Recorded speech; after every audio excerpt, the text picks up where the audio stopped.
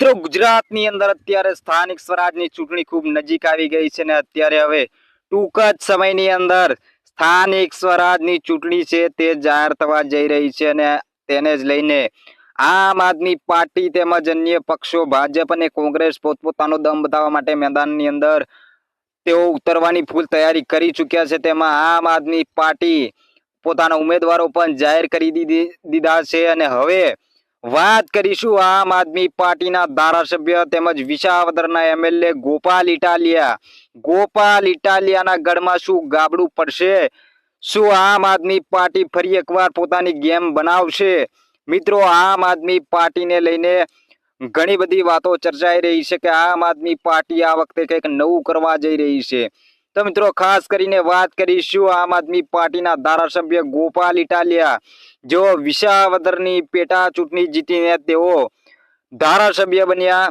શું જે રીતે પેટા ચૂંટણીની અંદર તેઓએ મહેનત કરી હતી તે રીતે શું આ સ્થાનિક સ્વરાજની ચૂંટણીમાં પણ વિસાવદર ફરી એકવાર તેઓ જીતશે? તેના પર સૌ કોઈની નજર છે। ગોપાલ ઇટાલિયા જે સીટ પરથી ચૂંટણી જીત્યા, તેઓ ખૂબ બહુમતીથી તેઓની સીટ છે તે જીત્યા અને તેઓ ધારાસભ્ય બન્યા। ત્યાંના લોકોએ તેમને આશીર્વાદ આપીને ધારાસભ્ય બનાવ્યા। તો મિત્રો, અત્યારે સૌ કોઈની નજર ગોપાલ ઇટાલિયા પર છે કે ગોપાલ ઇટાલિયા શું ફરી વખત પોતાનો ગઢ સાચવશે?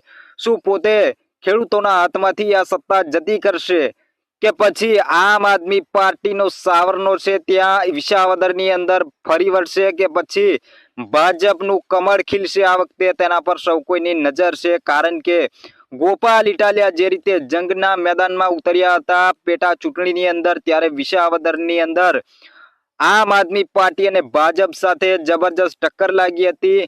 એવું કહેવાતું હતું કે કદાચ ઇટાલિયા નહીં જીતી શકે, કારણ કે આગળ આખું ભાજપનું સંગઠન એટલું બધું મજબૂત હતું કે જે સંગઠન ઇટાલિયાને આ ચૂંટણી હરાવી શકે તેમ હતું। છતાંય ખેડૂતોના પ્રેમ અને સાથને સહકારથી ગોપાલ ઇટાલિયા પોતે વિસાવદરની ચૂંટણી જીતી ગયા અને તેઓ ત્યાંના ધારાસભ્ય બન્યા અને હવે સ્થાનિક સ્વરાજની ચૂંટણી આવી ગઈ છે ગુજરાતની અંદર।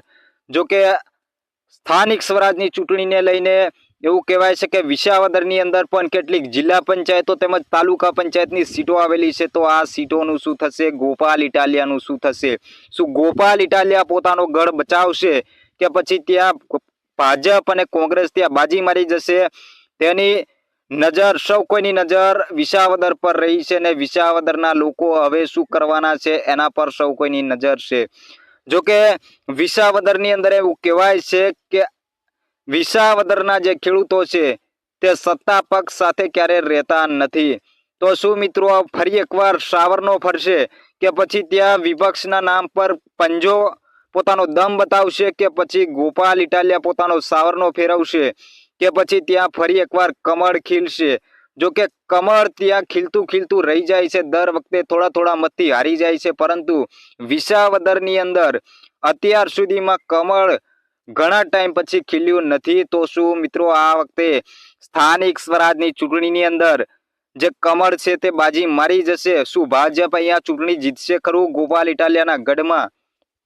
તો તેની નજર, સૌ કોઈની નજર જે છે તે ગોપાલ ઇટાલિયા પર છે, કારણ કે ગોપાલ ઇટાલિયા જે રીતે વિસાવદરની ચૂંટણી જીત્યા, વિસાવદરની જ્યારે ચૂંટણી ચાલતી હતી પેટા ચૂંટણી, ત્યારે સૌ કોઈ એવું માનતા હતા કે ગોપાલ ઇટાલિયા કદાચ હારી જશે, કારણ કે ત્યાં ભાજપનું આખું ઘણું મોટું માઇક્રો મેનેજમેન્ટ જે સંગઠન હતું તે ઉતર્યું હતું મેદાનની અંદર।